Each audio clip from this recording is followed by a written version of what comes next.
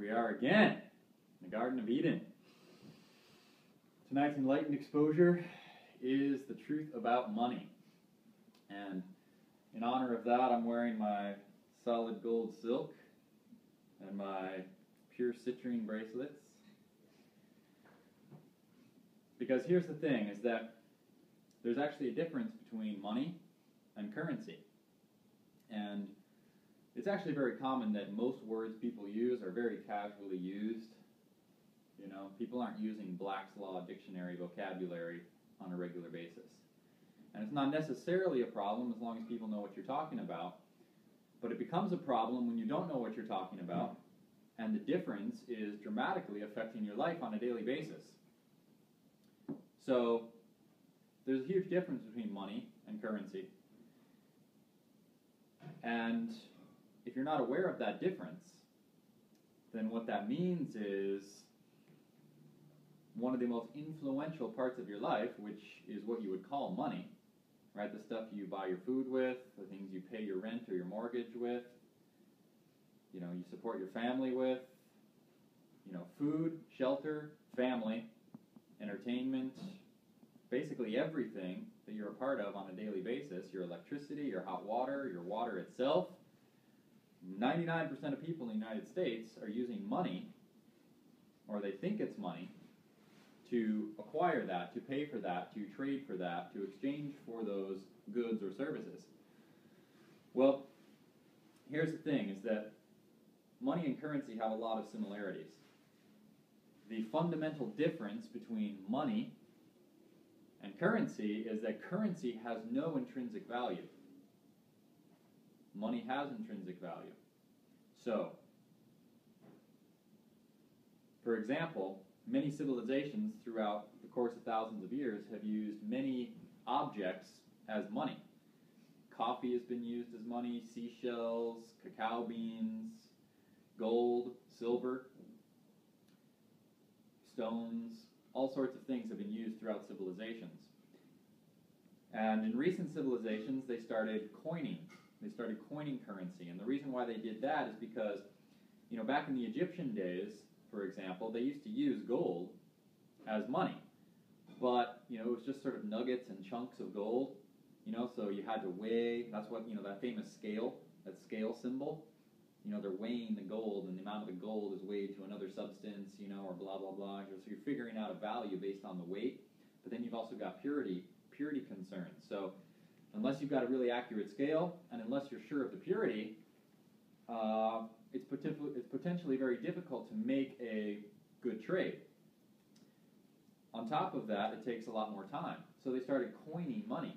They would melt down gold, they would melt down silver, they'd melt it down in high, you know, standardized, pure grade forms. They would put it in a coinage. It would go through the coin press, and they would make coins that are all the exact same. And then each one would have a value on them. So in the United States, for example, we used to have silver and gold coins. And every single one of those silver and gold coins was the exact same as every other single silver and gold coin of the same value. We used to have pennies, which were made of pure copper. So gold, silver, and copper all have intrinsic value. And the value of that coin was actually based on the value of that silver or of that gold. And it was just a medium of exchange. So everyone knew, oh, well, there's a U.S. minted coin. I can count on it being genuine. I can count on it having that value. I can accept that for my livestock, for my chickens, for my goats, for my land, for my grass, for whatever it is I'm selling for this gold. Well, banking has been around for a while. And banking is a real key aspect of this whole money system. And in fact, even in the Bible, which is one of the most influential, if not the most influential, you know, book that is on this earth right now, especially here in the United States, and in the Bible, it actually says that Jesus, in the temple, chased out what he called the money changers, or what were referred to as the money changers in the Bible. And all that was is the old school bankers. They're changing money, they're taking people's stores of value, they're putting it in their vaults. Well, a long time ago, bankers figured out they realized that, hey, we've got all this gold, all this silver here. Because what they did is, the potential bad thing about gold and silver money is that you've got all of this gold or silver. Now, if you're a rich person, you've got to protect it. You've got to store it. And it's really heavy. It takes up a lot of space. It's also really valuable. Someone could just come in and, rob the place, steal it, and take it. So banks came into existence, and people would store their money in the banks. And the banks, all they were is highly secured vaults, people with guns, highly secured, watch-guarded places so that you could guarantee your money was safe. They would actually guarantee it for you. They had insurance upon it. And so back in the day, all it was is a service. All they did was hold that money. And then anytime you wanted to come in, you'd have a notebook that would keep track of however many ounces or pounds or whatever of gold and silver that you have. And then you'd take some out, you'd fill out the paper, which now you'd have a less balance, or you'd come in and you'd deposit more and your balance would go up. And all they did was hold that, and they'd just give it to you whenever you wanted it, and they'd store it whenever you didn't want it. And that's when IOUs first, came into place as far as gold and silver, and that's the first paper currency. Right? So the first paper currency is an IOU, and all it is basically a receipt. It's the bank giving you a receipt saying, I owe you, I have 1 pound of gold, 3 pounds of silver. It's yours. It's not mine, it's yours. I'm holding it for you.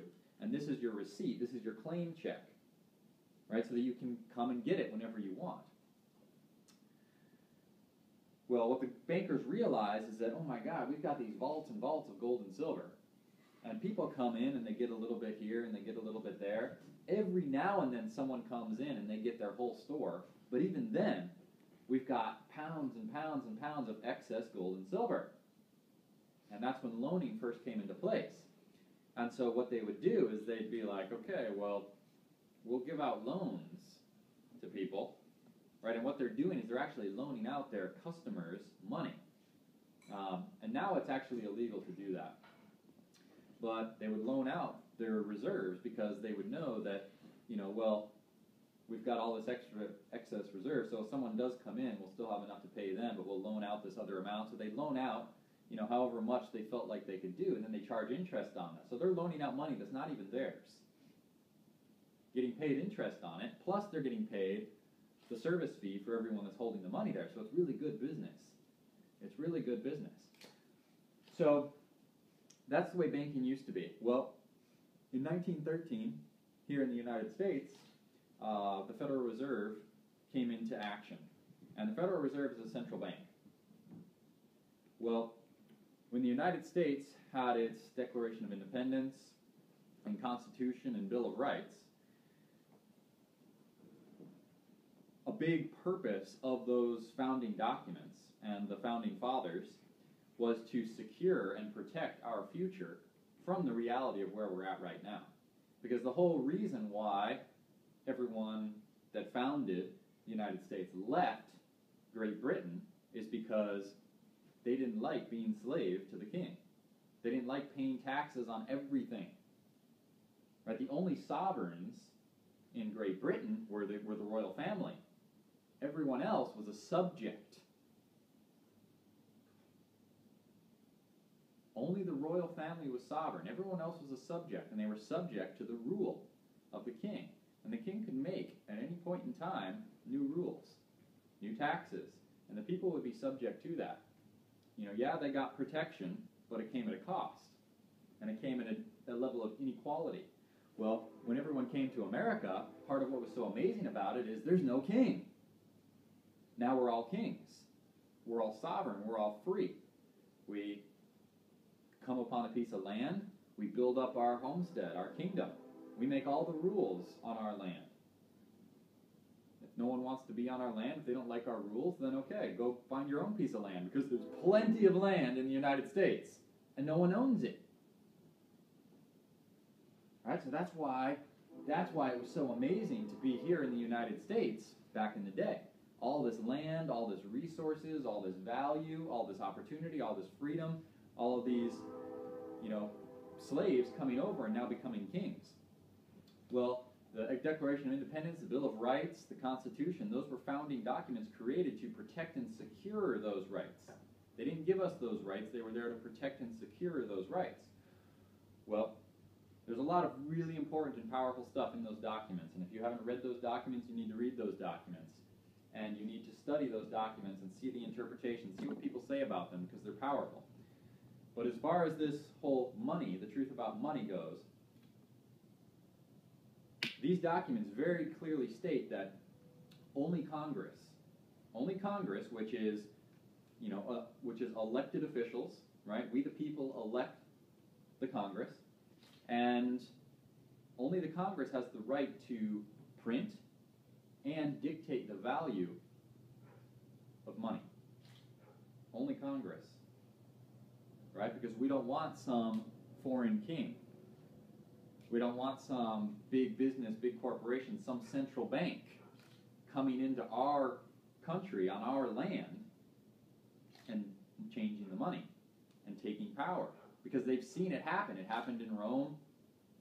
It happened in all the big civilizations. It happened in Great Britain. The big central banks, they come in and they take over. Right? So the Founding Fathers were aware of all of this. They knew their history. Right? They were smart, intelligent, researched, awakened, empowered individuals. And so the aspects like this were put into our founding documents so that where we're at right now couldn't happen. Well, in 1913, the Federal Reserve finally came into play. And this was after multiple times of the global elite attempting to set up a centralized bank in the United States, but the people at the time were, empowered and conscious and intelligent enough to make sure it didn't happen. Shut it down. They shut it down twice. The central bank tried very hard, 2 times, before 1913 to get a central bank established. Well, in 1913, the Federal Reserve comes into play. They named it Federal Reserve on purpose because, they're trying to trick the people into thinking it's federal. It's not federal. It's a private corporation. It's a private corporation. There's nothing federal about it. It's a private corporation. It's a private corporation. Just that, right? Just right there. I mean, just that one little thing. Like, wrap your head around that. Right? The institution, the corporation that is in charge of the printing of all of our currency is a private corporation. Right? So what that means is that it's going directly against our founding documents. Right? Which means it's unconstitutional, which means it's treason. That's just a fact. So, it comes into play. Well, even at that time, the Federal Reserve, if you look at the really old school dollar bills or $20 bills that we have, it said on there, exchangeable for gold. It was still just an IOU for gold. All the Federal Reserve notes were backed by gold. And so, even though it was treasonous, even though it was not regulated by Congress, even though it wasn't printed by Congress, it was still backed by gold. And so it was money because it had real value. You could trade it for, it was just an IOU, just a receipt for gold. So you could take it to the bank, you give them the $20 bill, and they give you $20 of gold in exchange for that. It would say on there, in exchange for gold. Well, in 1933, the president passed a bill which nullified the gold standard. Got rid of the whole gold standard. There's no more gold standard. We just now have paper. Of course, we go into the big, there's a big depression, during this point in our history. Well, they go off the gold standard, and not just that, but they actually pass, I don't know, a bill or an order or some executive order or whatever it is. I don't know exactly what it is. They pass an executive order, a bill, and they actually confiscate all the Americans' gold. You're not allowed to have gold. You have to bring it in. You have to. We'll give you Federal Reserve notes for it, but you have to bring it in. You're not allowed to have any stores of gold. That's hardcore. And it wouldn't be so hardcore now, but back then it was really, really hardcore. right? Because up until that point, we had a gold standard. We had a silver standard. That's our whole country had a gold and silver standard all this time, right? Our money is gold. It's real. It has real value. All of a sudden, just like that, Federal Reserve comes into play. They get rid of the gold standard, and then they confiscate all the gold of all the Americans. I mean, that is like, there's nothing free about that. There's nothing sovereign about that. I mean, that sounds to me just like being back under the rule as a subject in a kingdom, right? So obviously, as you can see, even by 1913, by 1933, the freedom and the sovereign power of the people is disappearing. The people have forgotten. They've gotten complacent.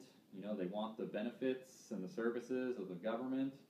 Blah, blah, blah, blah, blah, blah. Lots of manipulating, lots of, politics, lots of lobbying, all sorts of stuff, is happening over the course of a couple hundred years, in the United States. Because ever since, even since we had the Revolutionary War, where, we put out the Declaration of Independence, 1776, even before 1776, and every day afterwards, the kings and the money changers and the bankers, they've been trying every single day to get more and more control over this nation.